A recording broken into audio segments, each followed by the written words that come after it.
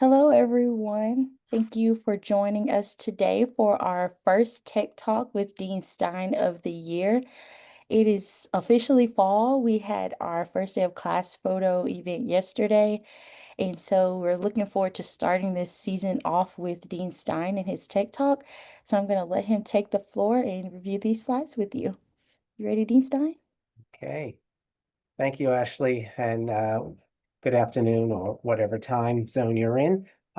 Greetings from my office here at Georgia Tech. We are in our exciting first week of classes, and you can feel the energy and the excitement on campus now that all of our students have returned. Today, I'm going to share a little bit of some thoughts and kind of advice as we start an academic year. And the place that I always like to start is really to talk about the agenda for the meeting. So if we can move to the next slide.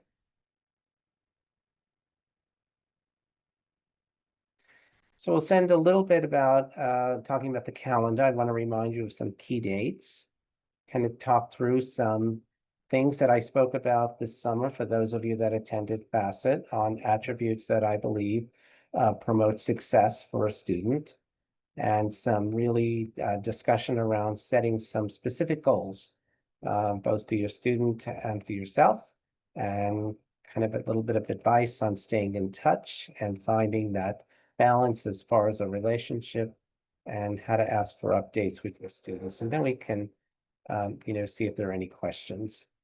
So let's start with the calendar. Next slide, please. So here's the academic calendar for this semester. And it's always amazing how quickly it all seems to go once we start.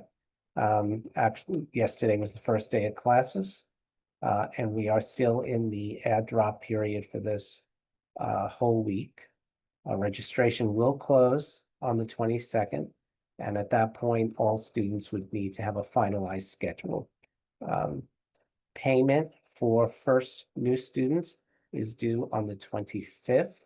That's an important deadline. Please be aware of that. If you anticipate any problems with reaching and meeting that deadline, you need to contact the bursar's office this week so that your students' courses will not be dropped and just interrupted. Okay. Our first holiday will come on September 1, which is Labor Day. There'll be no classes on that day. As we move into October, there are a few different things that are very important in October. One is progress report deadline is October 6th, meaning that all faculty teaching 1,000 and 2,000 level classes will need to submit a grade for the students in their course of either an S for satisfactory or a U for unsatisfactory. Okay, those are due on the 6th. The students would be able to see those grades online shortly thereafter. Okay, now families, I just want you to be aware that sometimes that U can be based on one or two assignments or tests. So do not panic. Sometimes there's just not enough grades in to kind of assess the full progress that the student's making. But it is a first glance at how the student's performing. If your student has multiple U's, that is a red flag, okay? And that would be a kind of time to really figure out what's going on, what adjustments need to be made, and what support is needed, okay? The only way that you'll be able to see these progress report grades are if your student actually allows you to. We have fall break on October 6th through 7th, 2-day break. There'll be classes that day. And then on October 25th, a very important deadline, which is the withdrawal deadline, that students can withdraw from individual classes and from all classes if need be, hopefully not, but if need be, without penalty. Okay, that's a very, very important date. What I'm going to suggest that you do is please and make sure your student makes an informed decision around withdrawing.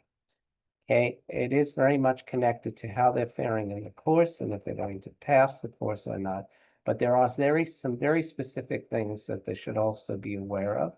If they're an international student, they need to make sure that it doesn't drop them below full-time status.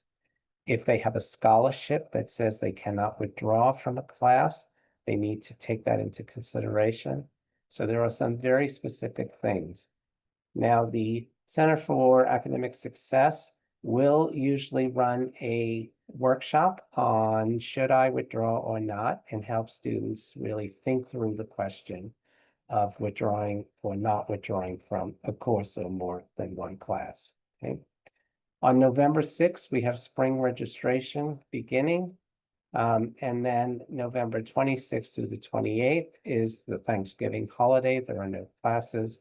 And quickly upon return, we go into the final instructional days of the semester, followed by finals.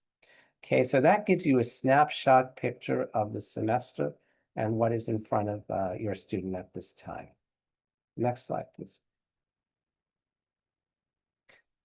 So over the summer, I spoke a lot about, attributes that I think promote success. And I just want to very quickly remind you of those.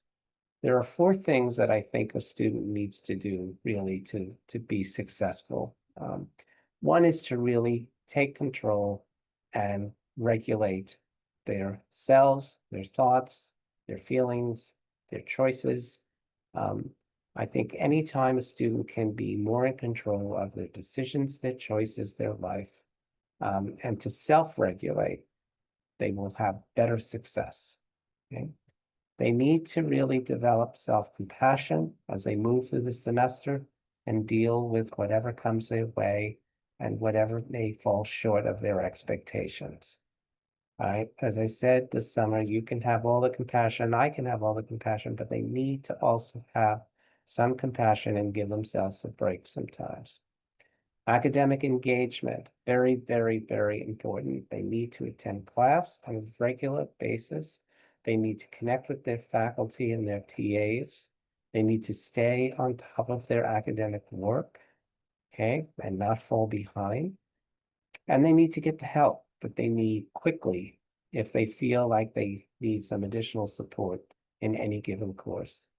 And then finally, it's always really the point that I always make is around making connections to each other, making connections to their professors and their TAs, and making connections to the institute. Okay. Some of those connections with other students will go on to be friendships. But a student who is not connected, who's isolated and lonely, will not be successful. So we really want to encourage our students to make the connections that they need to make on a daily basis and keep trying. Next slide, please. So while setting specific goals, it's always helpful for students to really get very specific about what they're trying to achieve in any given semester, right? As opposed to the thought that I just want to do well, or I just want to pass all my classes, okay? Now, as they start a semester, they can use more general kinds of stuff. Like I'd like to get all A's and B's in my courses this semester, right? That would be a reasonable goal, and it's a pretty specific one. Putting goals down helps students stay more focused. It helps to motivate them. And very, very importantly, it helps them to be intentional about what they're doing and what they want to accomplish, right? This also goes beyond just academic. I would say they should look in defining specific social goals and personal goals, okay? It might be that I want to join one organization, and figure out what organization really is of their interest and their passion, okay? It might be that I'd like to meet someone new that I haven't met, okay? And I think what we want them to do is to be able to manage their weeks, their time more effectively, and to seek out resources and reflect on their progress. Okay? I've given you examples of specific goals on the right side of this slide. Academics could be that you get really granular and say, I want to earn at least a B in calculus this semester by attending tutoring weekly. Okay, on the social, I will join one student organization that aligns with my interests by the end of September. And on the well-being, I'll go to the CRC to work out 3 times a week to manage success. Now, I'm going to give a little hint here. There is a kind of strategy that students can use. It's called the 1-1-1 strategy. And what it would mean is they would take their goal that they've kind of put down for themselves, and they would think through at the beginning of the week, what one thing can I do this week that brings me closer to that goal? And they can do that both for academic, they can do it for social, and they can do it around the well-being, right? And each week, just kind of define one thing, one thing I can do. And at the end of the week, assess that and say, how successful was I in achieving my 3-1-1-1s? Okay. And if they weren't, is to try and gain insight and understanding as to why they weren't successful that week.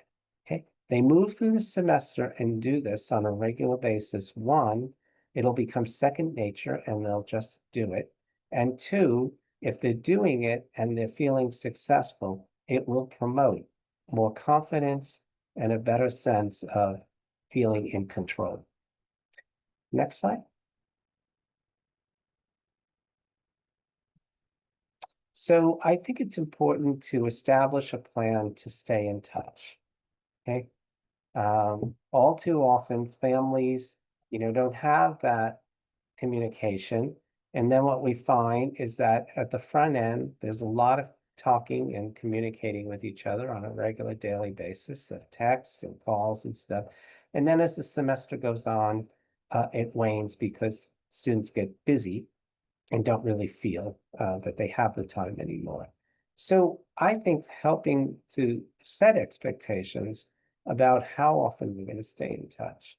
And then also to maybe check in and say, do we need to modify this as we get into the middle of the semester and things get busy? But start with a plan, okay? And say once a week, whatever it is, we can check in, okay? Um, these check-ins provide comfort and stability during a major time of transition, both for your student and for yourself. Right? It actually benefits both of you if you're able to do that. Right. The plan also allows the student to feel more independent, but also know that they have a safety net, but you're there, right? You're one text away, you're one phone call away if they need to. And then it also can lead into more honest conversations, real conversations about how things are going, right? And move beyond things are fine, good kind of responses and stuff. Okay? Everyone thrives more when we have a sense of routine and reliability. And I think as students start an academic semester, one of the things that they have to do for themselves is to create that routine and that stability. Okay, they're doing that now. They're understanding what a week means and what a Monday, Wednesday, Friday schedule means and what a Tuesday, Thursday schedule means. They're building their days and their schedules. This is what they do in the first few weeks of the semester, and then they live those schedules for the remainder of the time. Okay? I also think when you have a plan and stay in touch with each other, it also allows for self-reflection in terms of how things are going, how am I doing with my goals, and what are my challenges that are in front of me. Okay, next slide, please. We want to find that right relationship balance as they have left home and now they're here with us, living with us and more independent. Okay. And I think having a plan of staying involved and connected to each other allows for comfort. But what we want to do is to understand that, they are in charge. And what I will say is that no matter how often you talk to them, or check in with them. The bottom line is you truly do not understand what's going on here and what they're doing because you're physically not here. Okay, so just start with that kind of reality and then build on what the two of you can do with each other to make it work. Okay.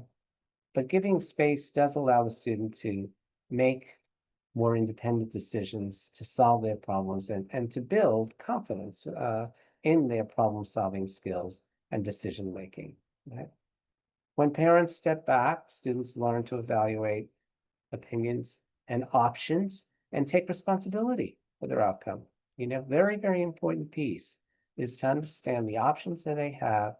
And, despite various people's opinions about what I should be doing, it's kind of what I need and what I know I need to do. Okay. Try to keep communication healthy. Make sure that it's balanced. All right. Rather than, feeling pressure or resistance, right? And to try to have more calm conversations with each other, more positive, try to end conversation on an upbeat, positive note. Okay. Now, again, one of the things I would say is it is okay to say we miss you. All right. That's perfectly fine. I think it's okay for a student to hear that. I just think that they need to have come away from that conversation feeling like you're okay back home. All right. We want to build resistance and resilience. Okay. I'm sorry, not resistance, resilience, because students grow through challenge. Right? And we want them to learn. What we're trying to do, all of us, is to help our students learn how to fail forward if that happens, right? Is to be able to accept that and then figure out what things need to be adapted, what changes need to be made, and how can I move ahead and feel a sense of, positiveness and success. Okay. We also want to continue to strengthen trust in terms of navigating college life and, you signaling to them that they have the ability and the maturity to take care of themselves and be independent here at Georgia Tech. And we also want parents to focus on support and not control. Okay. I think being a sounding board rather than a manager helps the student feel empowered. Okay. It's when we try to manage our students' lives from a distance that it doesn't really work and it's problematic. And then what happens is we do, at that point, meet resistance because the student is probably going to just stop really wanting to connect with you. Next slide, please. So yeah, I think it's important to ask for updates, right? But we want to really make sure that we're not just focusing on academic performance. I always say that the first question should not be about grades. Okay. Talk about something else. Okay. And talk about, tell me something that happened this week that was enjoyable and fun. Tell me something you were involved in that really made you feel good, right? Come up with kinds of questions that you could ask at the beginning of a conversation. Ask about life, ask about the friends and the connections they're making. Ask about any surprises that happened that week. Okay. So, and then we want to really kind of in our own way, check in to see how our students are doing. How's their emotional health? How's their mental health? Are they starting to feel any pressure and anxiety around test taking times and stuff? And just get a sense of that. Remind them of the support services that exist on the campus. We have so much support on the campus, and we always want to remind our students that that support is there, and it's just, one phone call and one conversation away to actually access it. Okay? We want to really promote holistic growth. College is about academics. That's a very, very important piece, and earning the degree is the number one goal and reason they're here. But we also want them to enjoy each other and create memories for themselves. And they do that through their involvement and engagement with the Institute and with all the initiatives and all the possibilities that exist here. I think it's always important for any of us to have self-reflection, to think through, how is this going? How am I doing? Where am I being successful? Where do I need to put a little bit more effort in, right? What do I feel really good about, right? These are the kinds of things that students should be uh, over time thinking about and figuring out, right? And then again, we want to affirm their independence um, in terms of their ability to navigate college life and Georgia Tech. Next slide, please. So that kind of gives you a little bit of a sense of, some suggestions and thoughts as you start with your student this wonderful journey called college in Georgia Tech. I hope it was helpful. And if you have any individualized kind of questions, you can always reach out to me via email, and I'd be happy to answer those. Thank you for spending some time with me today. We're all going to have a wonderful semester, a very exciting one, and go Jackets.